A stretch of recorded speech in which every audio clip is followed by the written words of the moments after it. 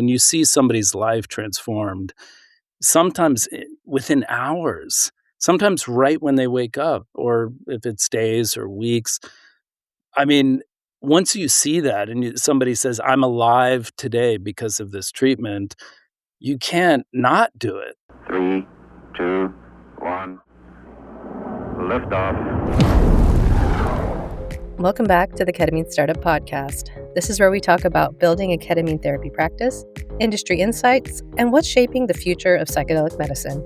I'm Kimberly Coe, and today's guest is someone whose career trajectory reads like a masterclass in being a first mover in this space.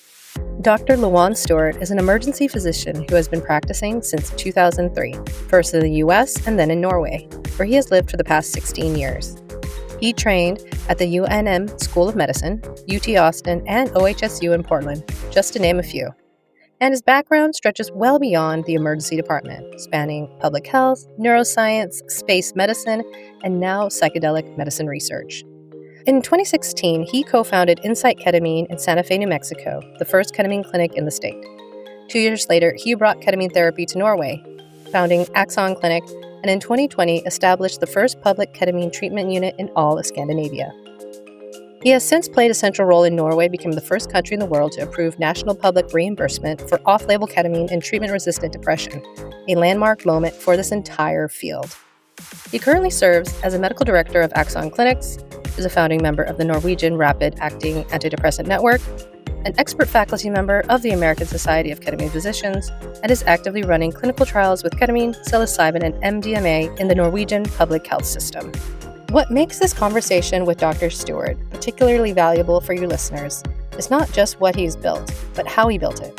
He faced institutional resistance, a skeptical psychiatric establishment, and a culture where nobody wants to be first. But he did it anyways, because once you see a life transformed by this treatment, as he puts it, you cannot not do it. This conversation will remind you why the work we do matters, and what's possible when you commit to it fully. Now let's dive in. This is your host, Dr. Sam Coe, and I am really honored to have Dr. Lowan Stewart here. He is an emergency physician. He is in Norway. He's done so much to help advance the ketamine space. So it's a pleasure to have you. Welcome to the show. It's fantastic to be here. For our listeners who don't know you or your background, please tell us a bit about yourself so the audience can get to know you a bit more.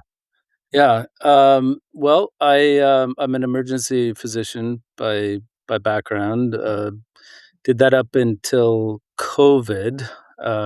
I've been living in Norway for 16 years, and so I was traveling, doing a commute for a decade, working in emergency departments in the U.S. And about 10 years ago, I was doing this, commute back and forth. And the reason I was doing that was because Norway doesn't have emergency medicine as we know it. And so it was really difficult for me to work here. So we tried to start up a residency. We actually did start the first emergency medicine residency in Norway. But the specialty that we started wasn't quite fully emergency medicine. So I was looking for something different to do, realizing that I couldn't do that here and not wanting to travel across the Atlantic every month. So I took a master's in public health and was really sort of did a deep dive into the burden, the global burden of mental health disorders, which is such a big part of global global health. And so I thought, just for fun, I would do something, do a thesis on something interesting, and thought, oh, maybe this new psychedelic renaissance that was happening, that could be, maybe there's something there I could write about. And so that was what kind of got me into ketamine. Started reading about ketamine, realized that these other drugs they're coming, but it's going to be years before they're available. And there's this cheap, easy drug that we know and love in emergency medicine, um, that's safe, that's available, that could be used to help people right now. So in 2016, opened a clinic in New Mexico, in Santa Fe, New Mexico, um, with colleagues, and that was the first ketamine clinic in the state of New Mexico at that time. And then a year later, brought it to Norway, and I've been sort of continuing that journey since. Like I said, I haven't worked in the ED since COVID, so I really went. I'm doing this full time and love it. It's amazing. Yeah, and I wanna rewind back even further. So, I believe you went to, OHSU for EM residency, so let's Yeah. rewind back, like, I Okay. wanna hear the story of, Lawan, I wanna hear I'd love to hear about the educational background, Sure. but I'm also interested in, like, Lawan before he became a physician, like, were there clues as a kid, as a teenager, as a college student, Yeah. that kind of said, "Hey, this is, the areas that I'm interested in, or I'm gonna do something a little bit different." I'd love to Yeah. Yeah. do the rewind. Well, I never thought I would go into medicine. My father is also an emergency physician. So certainly was around it. We have a very similar disposition. We have the adrenaline gene. We like to fly planes, drive motorcycles, all that. So we have a similar disposition, and I was always around medicine. But I actually originally thought I was going to do cultural anthropology.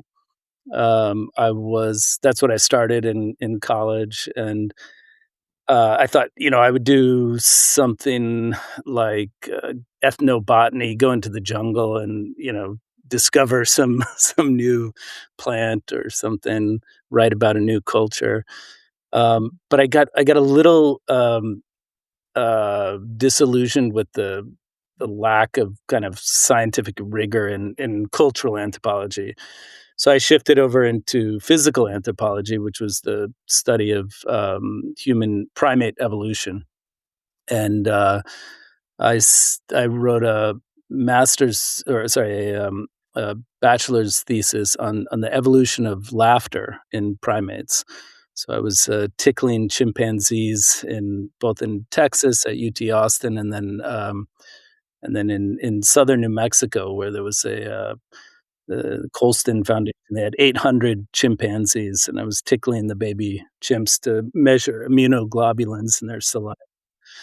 Um, but uh, but I Around that time, I got really interested in like the mind body connection, psychoneuroimmunology, psychoneuroendocrinology.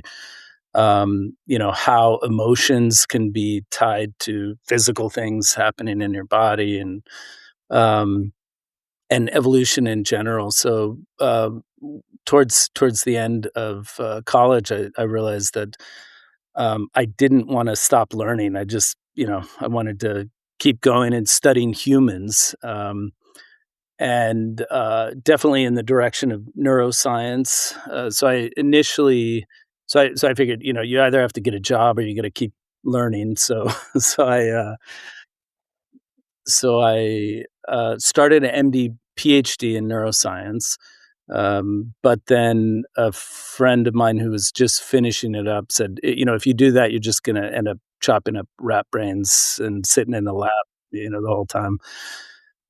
So I stopped that. But very early on, neuroscience was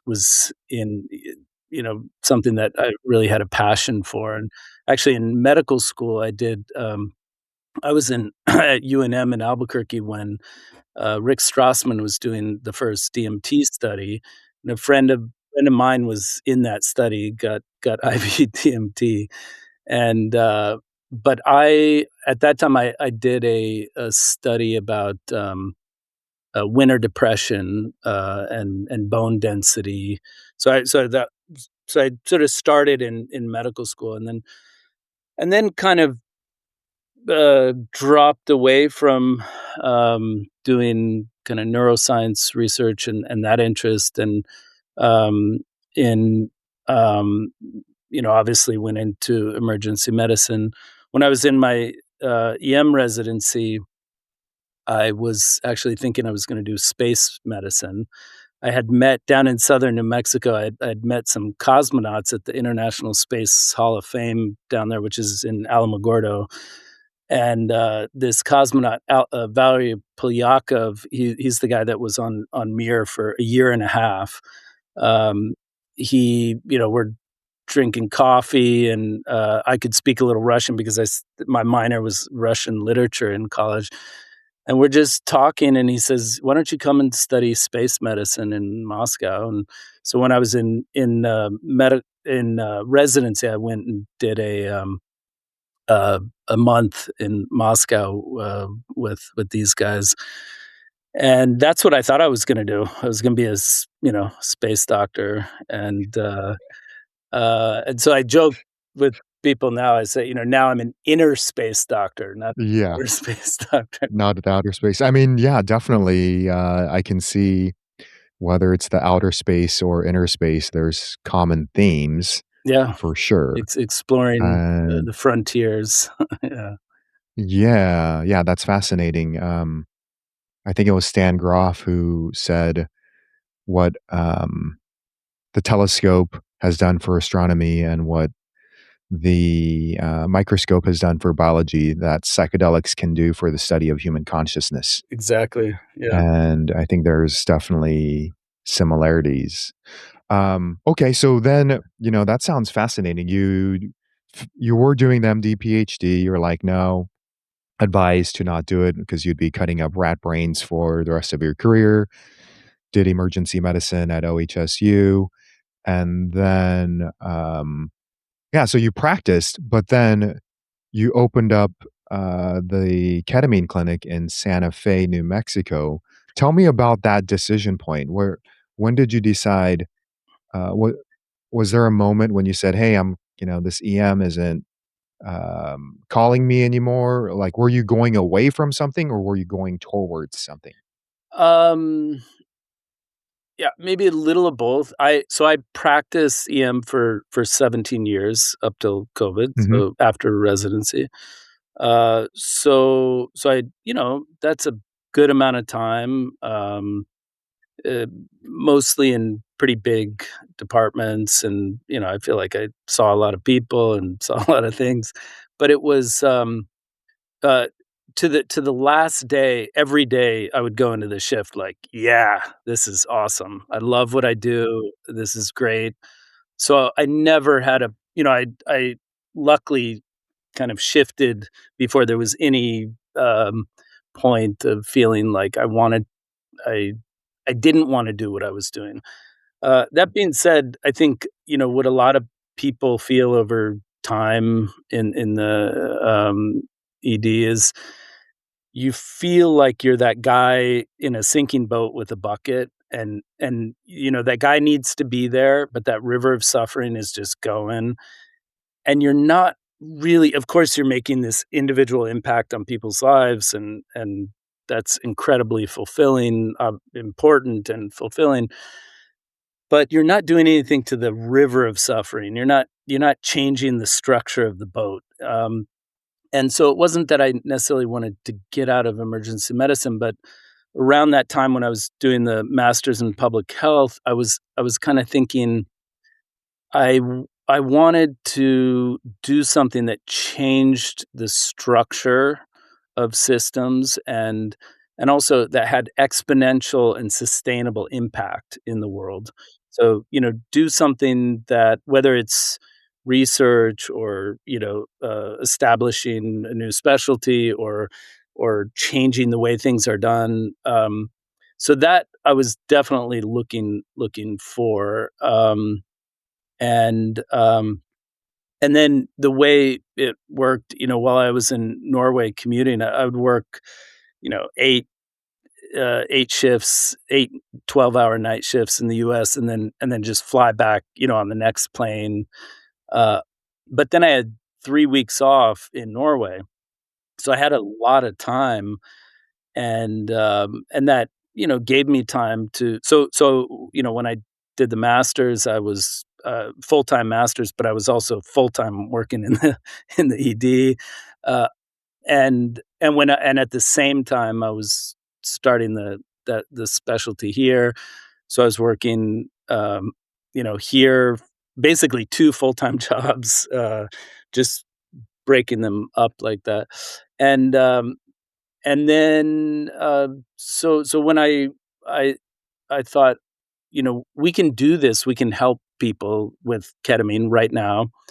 And at that time, the ketamine world was quite much smaller than it than it is now.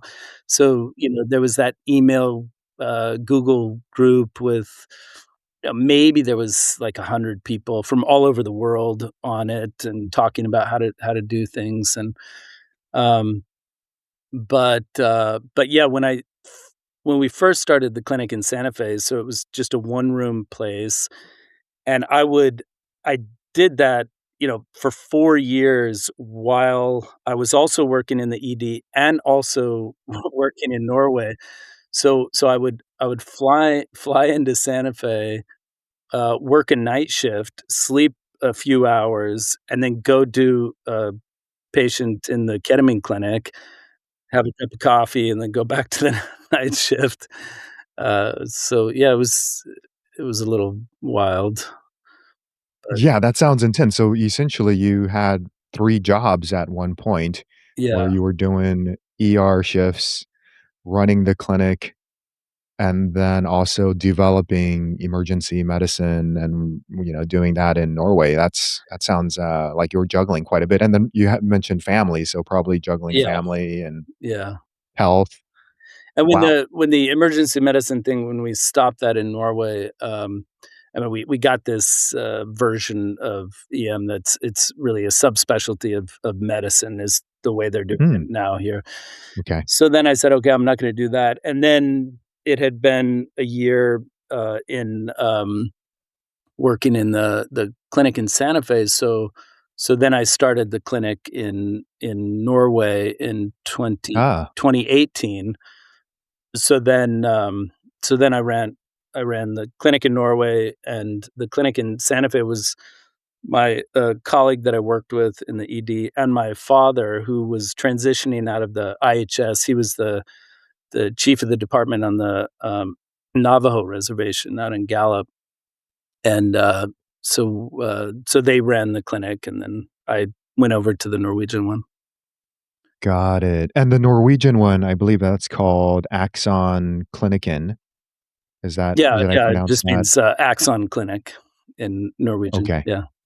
And that was the first ketamine clinic in Scandinavia. Yeah. And, yeah, it almost seems like you were really on the cutting edge and the frontier, whether that's space medicine. I mean, the first ketamine clinic in New Mexico, the first one in Scandinavia. Um, yeah, there's a pioneering energy or spirit that I see in you, for sure. Yeah, well, I think, especially, like, here in Europe, particularly Scandinavia, there's this sense of, nobody wants to be the first one to do anything. They all wanna wait until something is approved or in the guidelines, or, um, nobody likes to stick their head out, and, so while it's been a tremendous amount of work, the process, particularly here in Norway, it's all stuff that anybody could have done decades ago, you know? I mean, it's not like, it's a legal medicine, it's approved, it's available, anybody can use it if they're trained properly, and, so it really just took somebody who said, "Well, we need to do this," and it was, once you've seen, and as I imagine, many of the listeners have seen this themselves, when you see somebody's life transformed, sometimes within hours, sometimes right when they wake up, or if it's days or weeks. I mean, once you see that and somebody says, "I'm alive today because of this treatment," you can't not do it. And, so that's how I felt. I was like, I know this works. I've seen it radically transform people's lives. And then to come back to Norway and, what I didn't just start the clinic. I came back to Norway and I said, okay, I went to the Norwegian Psychiatric Association. I went to the health department and said, okay, here's the data. I had at that time there were about 15, 20 meta-analyses. Here's the data. It works. I know how to do this. I have all the protocols. Let's start a pilot program. We can, I'll help you. We'll make a committee, whatever, however you want to do it. Let's make this happen. And people just weren't interested. They were like, who are you, some American ER doc, trying to tell the Psychiatric Association in Norway that they should do some new cutting edge thing. So I was like, okay, well, I know, in Norway, a little under 1,000 people kill themselves every year. It's a very small country. That sounds like a small number, but it's a big number for a country of around 4 or 5 million. And I'm just going to do it and start helping people. Wow. So I have several questions coming up. The first one is why Norway? And the second one is, we always see like these global happiness studies, and typically at the top is probably Norway as far as countries for global happiness. And so Yeah. that's really interesting fact where it's like, do they even need mental health treatment? And of course they do, but I'd love your comment on that. And then I guess the third piece, and I'm happy to repeat these questions. The third one is like, what did your ER colleagues say in Santa Fe when you were going down? Because you were one of the earliest physicians to actually do this. Were they questioning you? Were they making fun of you? Were they supporting you? What was the vibe there as Yeah, you were yeah. starting it up in Santa Fe? No, all great questions. So Norway comes down to my wife, who I met. She was a film student at the UT Austin in Texas in college. So we met and been married 30 years. We, had lived a while in the US, and then she wanted to do a sabbatical, and I said, great. And then we do a sabbatical, and then she says, I'm never going home. I'm never going back to the US. So there was a transition process. It was a little difficult, but now I'm incredibly, incredibly happy. And that leads to the happiness index, which, you know, um, most of Scandinavia, these are countries where everything works. You have free public education. You have great transportation. You don't have any crime. You don't have any homelessness. Because if you lose your job, they help you get a job. If you lose your house, you get a house. So there's no reason for people to have, commit a crime. If you Yeah, a lot of social support. Yeah, exactly. So it's a great place to live. And a lot of people ask about how the global happiness index sort of correlates to. I mean, the fact is that the prevalence and incidence of mental health disorders is exact same throughout Northern Europe as it is in the US. So, I mean, plus or minus a couple percent here. Um, so, yeah, why that is, are there genetic factors? Are there other kind of, social environmental factors that are more, no matter how much, overall everybody is much happier. You know, the reality is about 30% of Norwegians, at some point in their life struggle with clinical depression, anxiety, or addiction, uh, which is, similar to many places in the global north. But and your last question was a good one, and I forgot that one.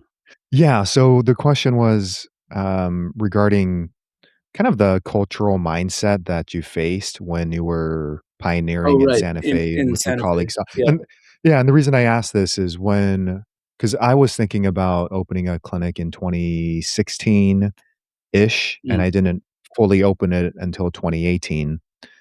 But during that process, I remember, my colleagues, there was a little bit of pushback. There was some support from some, but I was administering ketamine very frequently to the patients in the ER setting for procedural sedation or intubation or for pediatrics and various procedures we needed to do. So that was my go-to drug to use because I found it to be very effective in the ER setting. So I remember getting some pushback. So I'm curious for you because you opened yours in 26. 2016, Yeah. I believe. Yeah, so actually there was very little. It was more just curiosity, interest from people, from emergency physicians, um, because everybody's comfortable with ketamine, so it's like, "Oh, cool," basically. And, I mean, there was some education involved. A lot of people had never heard, "Oh, it could be used for depression."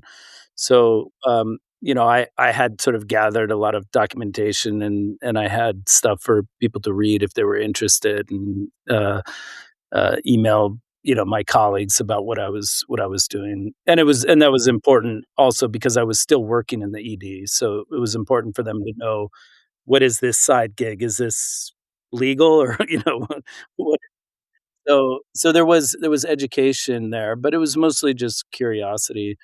um, there was a little more skepticism from, particularly the psychiatrists at the hospital. Eventually all the emergency physicians they had heard stories, and Santa Fe is a small town, there's 100,000 people. So, you know, all these patients that are coming in, psych patients, they eventually hear, "Oh, yeah, I was really depressed, and it got better with ketamine." But, the psychiatry department, it was interesting. So what I had tried to do was start a protocol where, suicidal patients would, after they're kind of medically cleared, we would give them a dose of ketamine in the ED, before admission. Um, they're gonna be with us for 24 hours or so, and let's just, if they're a good candidate, why not? And it can only, if it helps, it helps.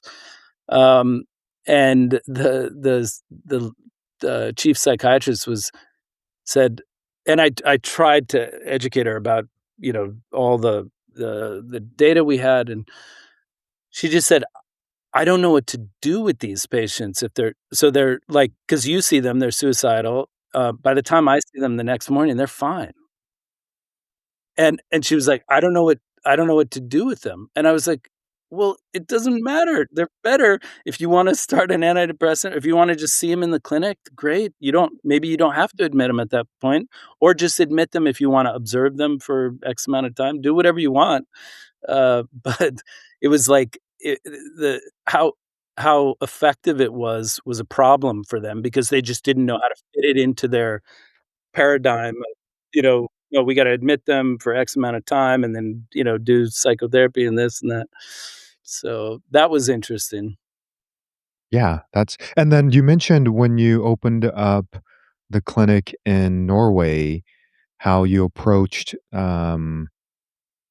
these various governmental systems or the psychiatrists, like, because Axon Clinic it's a private clinic, it's Yeah, not a governmental clinic, right? yeah. So was there resistance there, or was it, Yeah, yeah, so a they're smoother process? absolutely resistant. So not only did they say, "No, we're not interested," 3 months after I opened the clinic in Norway, I get a letter from the medical board, that was, from the Psychiatric Association, that said, "We're not ready for this. This is still research. This is experimental.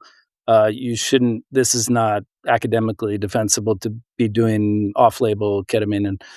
And so, and so it's literally me against the Psychiatric Association to the medical board, and I send them back a 25-page paper that just wrote up and gathered everything we had at that time, you know, all the meta-analyses. I did summaries of the meta-analyses.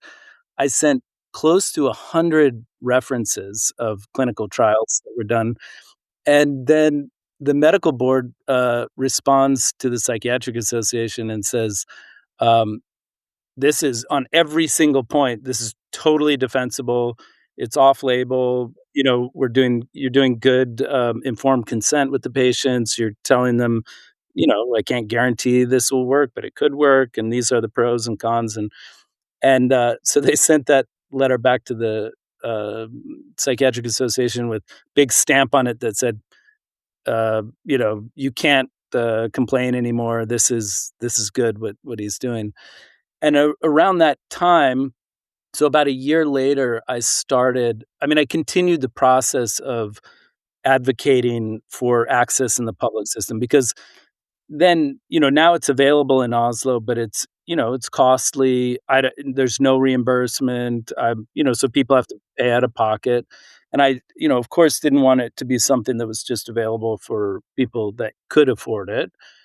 So I continued talking at hospitals and universities. And in 2017, we started a psychedelic research unit in a public hospital in Norway. Um, and um, and that what that did is just kind of plant the seed. So we were starting with Compass, and then we worked with maps and did some research with maps, and now we're doing site initiated trials ourselves.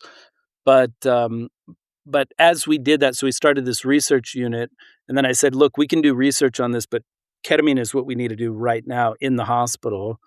So we started a public unit in 20, was it 2017? I don't remember the exact date, but we started shortly after a public unit in the hospital, which was the first public ketamine unit in Scandinavia. Um, and a few years later, the next leader of the Psychiatric Association came to visit our public ketamine unit and our psychedelic research unit. And after, touring it and us talking about what we do, he said, we talk about trying to help people, politicians talk about trying to put more money into mental health and to do something different. And we're not doing anything. We haven't had a new drug in decades and, half a century really that was anything different. Um, there's since ECT, every new psychiatric drug has been less and less effective. But you guys, what you're doing, this is innovative. This is amazing. And he said, but on behalf of my whole field, we're proud of what you guys are doing. So that was the second leader of the Psychiatric Association after they had gone, against years before that. So yeah, we made a lot of progress. Yeah, that's remarkable, and I know you said you were initially getting an MD, PhD, but now I actually feel like you did get a PhD in a non non-structured way. You created your own PhD. I'm Yeah, we're imagining you doing writing this thesis paper. a lot of research. Absolutely. Right now in the research, we're doing some MDMA research, couple Mhm. couple ketamine projects in the public system, mostly focused around addiction, and then in our private clinic, I'm working on eating disorders. Hey, listeners, this is Kim, and I just want to acknowledge that you're here for a reason. Maybe you're stuck in a cycle of long shifts, feeling a little burnt out, and wondering if there's any other way to practice medicine, especially on your own terms. We've been there, and that's exactly why we created this free checklist, your step-by-step roadmap to starting a ketamine clinic without those costly mistakes. Grab your copy now at www.ketaminestartup.com/checklist. It's completely free because we want you to succeed, not struggle. And hey, if you're driving or mid-workout, don't sweat it. Just check out the show notes for the link when you're ready. And again, that's www.ketaminestartup.com/checklist. Now let's get back to the episode. Yeah, and I did some research and I found that Axon was at one point acquired by another company called Awaken Life Sciences. Yeah. So if you feel comfortable, tell us about that experience. Yeah. So, so let's see, what was that? That was 20. I'm blanking the exact year, but so um, it was about. I think it was 20 I see here 2021. Okay, perfect. Thank you. So when I started Axon, there were 4 private ketamine clinics in Europe, and I was one of them. So it was basically me and Rupert McShane at Oxford, a guy in Madrid, and I forget the other one at that time. So it was, um, very few people doing it. Awaken Life Sciences was focused around addiction, coming up with new psychedelic treatments for addiction.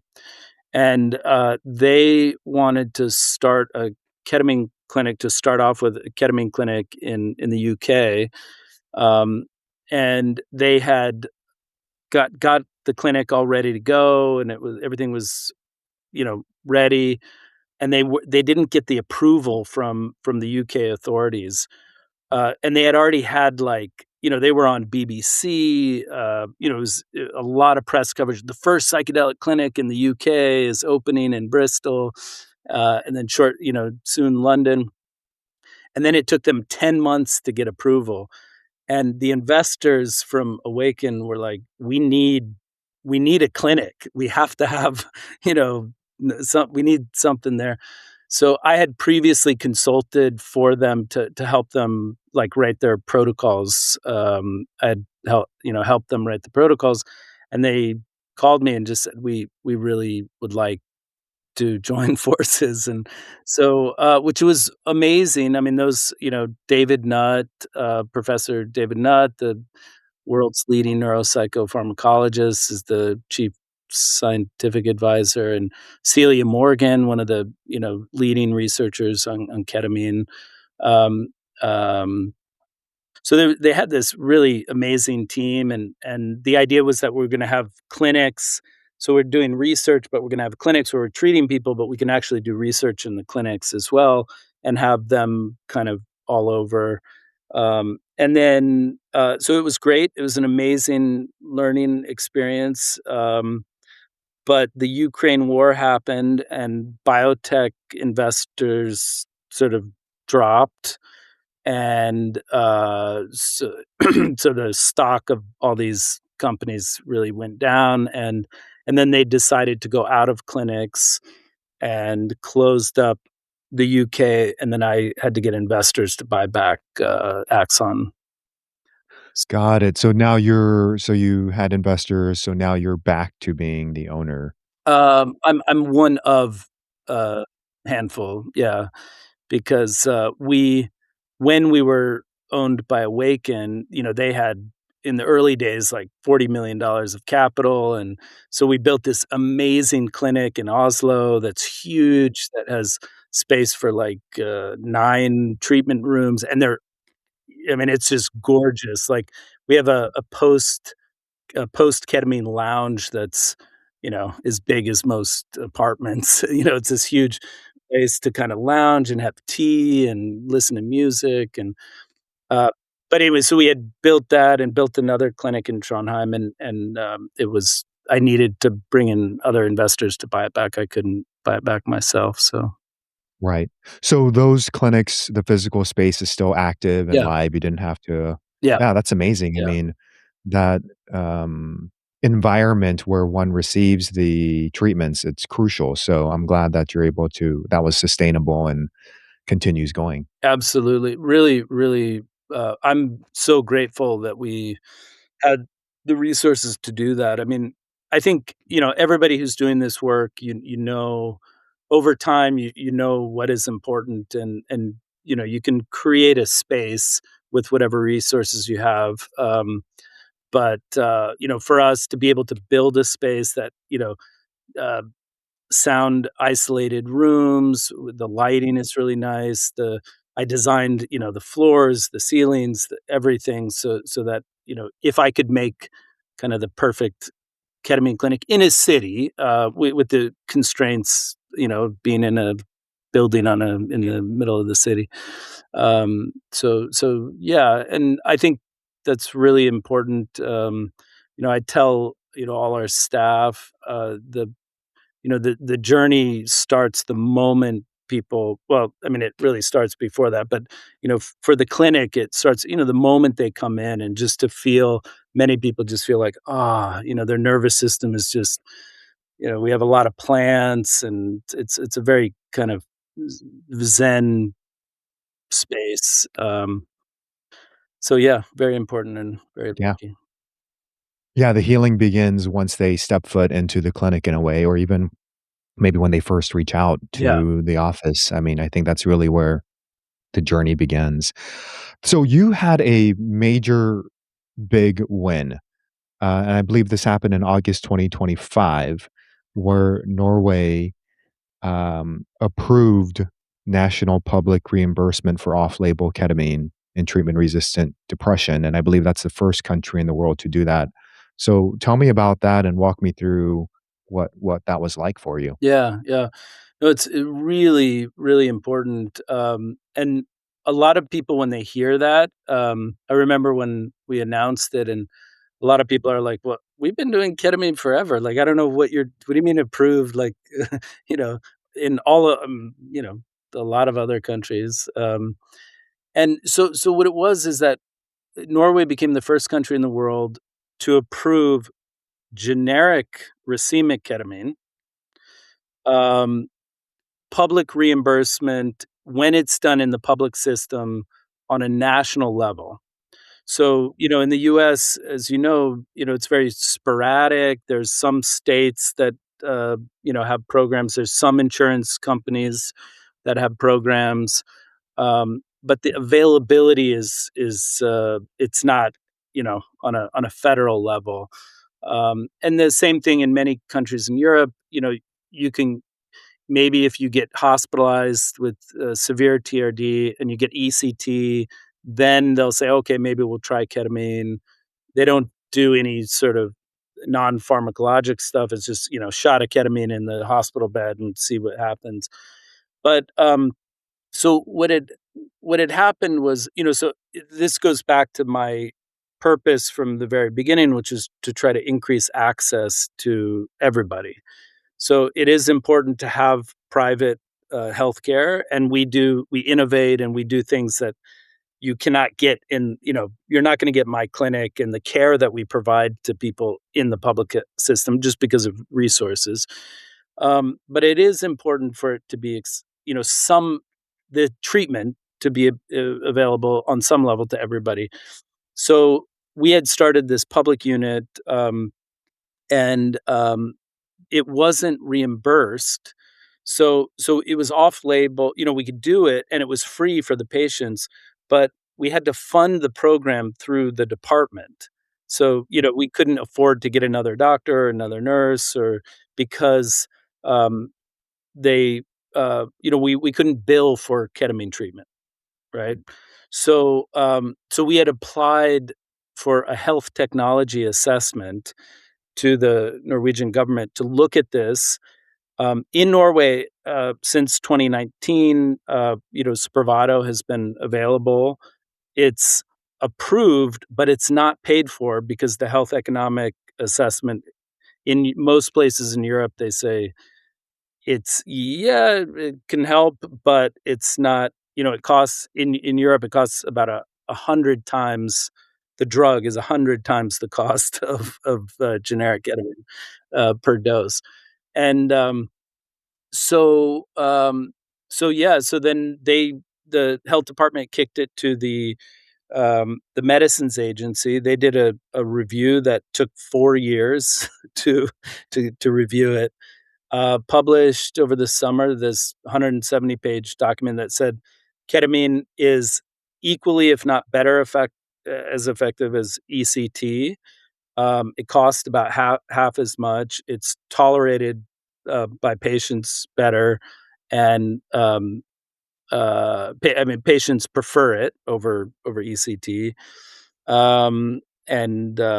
So then it became available to everybody.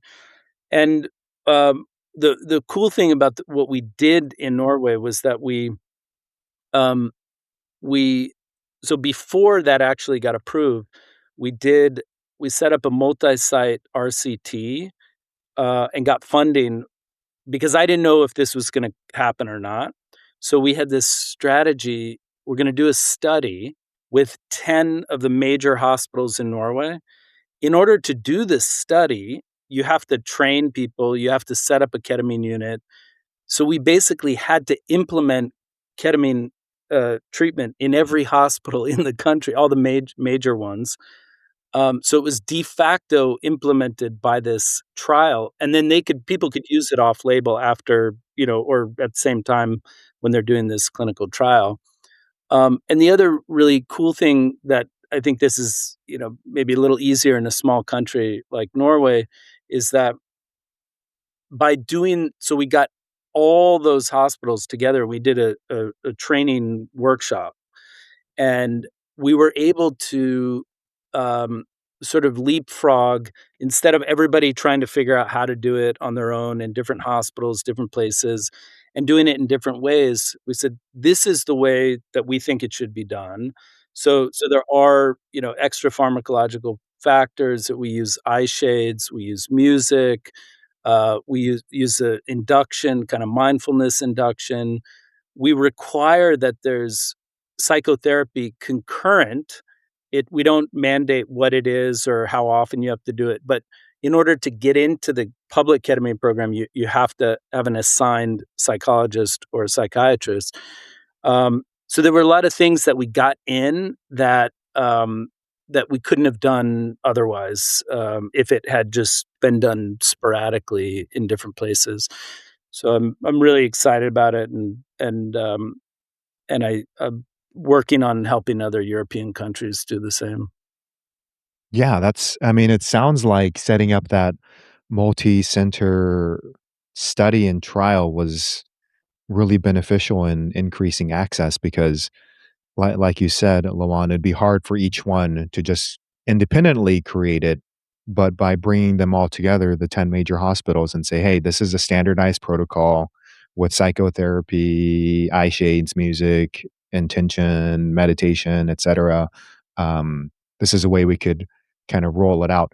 So, to me, it almost feels like not only did you create one clinic in Santa Fe and then another clinic in Norway, but you kind of created like 10 clinics, with what you did. Yeah. No, it's really fantastic, and the way that when we published our public protocol in the medical journal in Norway, um, that's available to everybody, and so but we also said so for the clinical trial, everybody has to do it's a clinical trial. You got to do it like this. But the protocol that we publish, it's this is the best way that we know how to do Mm, it right now, based on sort of evidence based practices. There's a lot of things we don't know, many unknowns in this field that we think intuitively help, factors, but we haven't proven. Um, and so, but it was laid out like that. So each one of these hospitals is also going to be doing things a little differently in their practice, which will also allow us via a database, a national registry, to really get some interesting data. So, for example, one hospital in Oslo, they're using acceptance and commitment therapy in their mm. integration afterwards. Another hospital is going to use CBT, and when we get um, thousands of patients into this national registry, we're going to have some really cool data to share with the field. Yeah, that's amazing because it allows for flexibility for each hospital to do it a different style, and yet the data is being collected so we could analyze that and see which one may be more effective or less effective, or if there are certain Mm. things that one hospital does, then you could bring that into the other clinics based upon data, which I think is crucial. Yeah, absolutely. Man, there's so much happening right now in the psychedelic space, I feel like. I mean, we got you doing all of the incredible work in Norway. We have France, Mm. who I believe as a country approved for IV generic racemic ketamine for suicidal. patients. And then we have things going on in the, I guess, investing space where I think there was a company that was purchased by Eli Lilly, Yeah, a Ty a Ty Beckley. Beckley Yeah. for like $3.8 billion. That happened. So we're recording July 2026. I think this happened just a few weeks ago. What are your thoughts on what's coalescing in the space? And love to get your perspective. Yeah. Well, I think it's a really, really exciting time. I think this field that we're in is the most interesting space to be, um, both in terms of the potential impact we have on the lives of so many people to really make substantial changes and improvements in the current standard of care that people are getting with a variety of mental health disorders.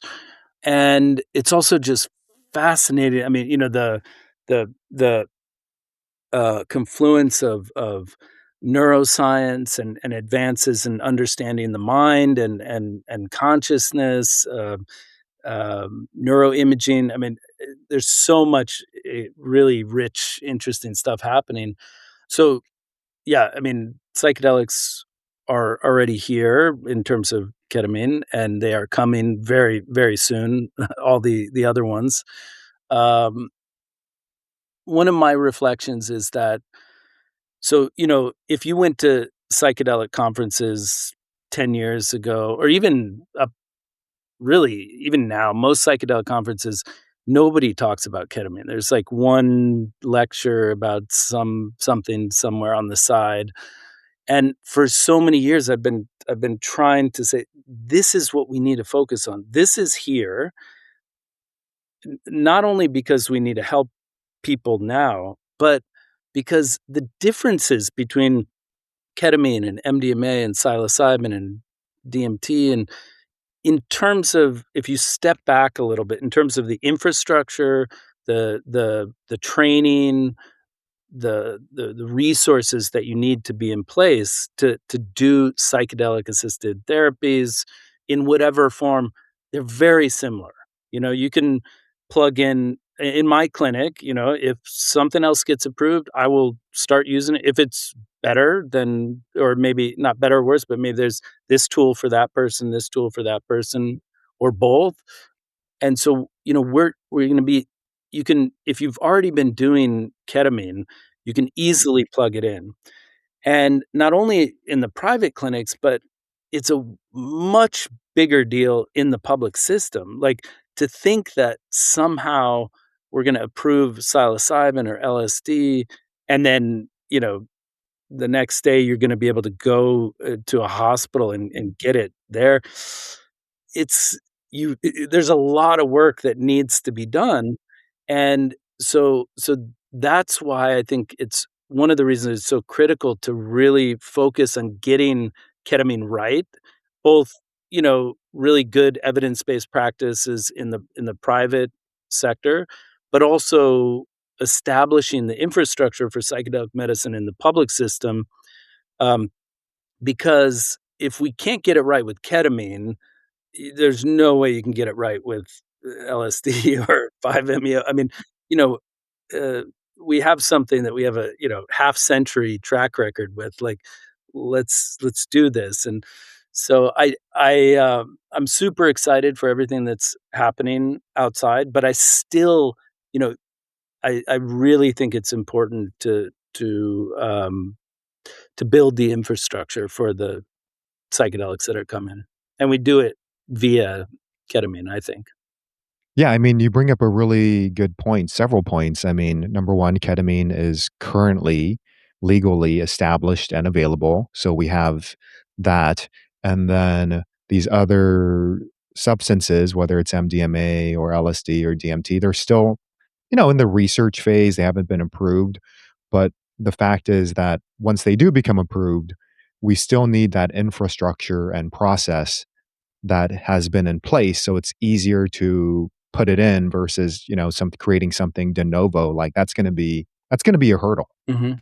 right? But having it already in place via ketamine, like you said, it can easily be plugged in, even if it's a different substance. Let's say it's IV-DMT, for Yeah, example, like yeah, Dr. Rick Strassman was doing. yeah, Like, hey, we have the room for it. We train people. We know what we're going to be seeing, yeah. and it'll be a much smoother process at the end of the day. Exactly, exactly.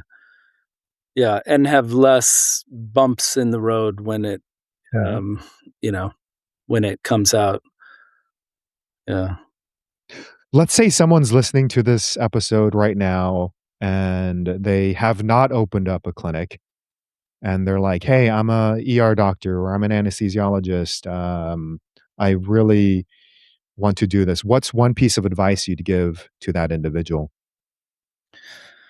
Um, hard to give one. There's I think, there's a lot of advice. I would say I guess if I could whittle it down to one is that it's worth it. It might be a lot of work. It's a lot of work to open a clinic. Like, forget ketamine, forget psychedelics. Um, it's, yeah, there's a lot of work, and then there's a learning curve, and working, coming, particularly if you're shifting fields, if you're not already a psychiatrist, kind of coming into a new field, although of course we do emergency psychiatry. So there's various learning curves, both on the business level, on the academic level, clinical level, and then yeah. So there's a lot of work, but it's so worth it. I Everybody who asks me, like, should I? They're considering it. I'm like, it is. The first time you see somebody who's gone from a place of such suffering and pain that they really wanna end their life, and then they're not. Um, it's just incredibly, incredibly rewarding, and it's not just that, because as doctors, obviously, we save lives, um, but it's it's even more that it's the shift. I always felt like in emergency medicine, you're focusing a lot on the quantity of life. Not necessarily the quality. And of course, if you have more quantity, hopefully you can work on the quality. But we see these people whose lives are kind of miserable, and they come in and their heart stops, and you start their heart, and they're still have a miserable life. And with this type of work, you're focusing on the quality of life in the time that people have, focusing on giving them back meaning and hope and joy and connection to their feelings, and it's just really meaningful work to do, and every day is just you don't know what what's gonna happen. That first treatment, they kinda go into this black box and they come out, and you're excited, you're kinda, like, waiting to hear what dimension they were in, or what autobiographical process they went through, and so, it's just great fun, and worth it. Yeah. Wow. Thank you so much for sharing that piece. And I want to start landing the plane on the interview. So I'm going to ask you some kind of rapid fire fun questions just to dive even deeper into your background. So the first one I have here is you juggle many hats and you're doing a lot of things. So let's say after a long day of work, what's your go-to way to relax and de-stress? I love to jump in the ocean. So, I do it year round. Jumped in the ocean right before this podcast. During the winter, when there's like, sometimes the fjord will freeze over, and you gotta chop out a chunk in the ice to then it includes a sauna, if I Uh-huh. can get a sauna and then jump in. But that's, yeah, that and being on the water, in general. being on the ocean. Yeah. Yeah. Yeah. Yeah, I remember, so I spent some time in Finland. I was in Helsinki back in the days for about, I don't know, 2 months or so, and I remember the sauna was really big, and then the cold baths, or I don't think I jumped in the ocean, but I know it can be quite chilly. So that's really amazing. Um, okay, so next question. Do you have a hidden talent or hobby that most people would be surprised to learn about? Um, yeah. I guess the my other passion is flying, so I'm a pilot. I have not done so much lately, but that's really the thing. If there's something that gets me in a flow state, you know, into the present moment, it's being above the earth and looking down, and yeah. Okay. If you could have, only one book, one movie, and one type of food with you on a deserted island, what would they be? The movie would be Inception. I've seen that so many times. Uh, the food would be, I think, Thai food, and the book, if I was stuck on a desert island by myself, it would be Viktor Frankl's Man's Search for Meaning. How to get meaning out of suffering with, you know, being stuck on an island. Yeah. Great. If you could, travel and go back in time historically, where and when would you go and why? Yeah, that's a really hard one because there's so many places I would love to go. But I would like to see what it was like pre civilization. So kind of Paleolithic time, living, in a cave with a with a fur and a spear. Yeah, I think so. Awesome. So if people want to, learn more about you, what's the best way to, what's the entry point? Would it be your website, the LinkedIn? What's, a good way for people to learn more Yeah, about yeah, you I'm and on your I'm on space? LinkedIn, just, under my name, Lowan Stewart. The website, axon.no, I think right now it's just in Norwegian, although we're planning on, changing that. But my email is, Lowan, Lowan, at axon.no. So Great. people are And get in touch. we'll put in those, links and contact in the show notes. So if you are working out as you're listening to this or in the car, just check the show notes and all the details will be in there. And I'm gonna, thank you so much, Dr. Lowan Stewart. It's been a pleasure getting to know you a bit more. Likewise. I resonated with your story, about the being on the river Mhm. and, helping patients, which is really crucial one at a time, but then also going upstream and doing something to address kind of like, hey, what's going on above the river that's creating all these downstream effects, and I actually see you doing that, and I just want to acknowledge you for the work you have done in Norway, the work you are doing. You are making an impact, and I'm just so grateful for all of your efforts in the space. Thank you very much. That's very kind. Yeah. Thank you for listening to this conversation with Dr. Lowan Stewart. If his journey resonated with you, whether you're still figuring out your why or already building your practice, we hope it gave you both the perspective and encouragement to keep going. What he has built across 2 continents and against institutional resistance is a reminder that the field moves forward because individual providers like you decided to make it move.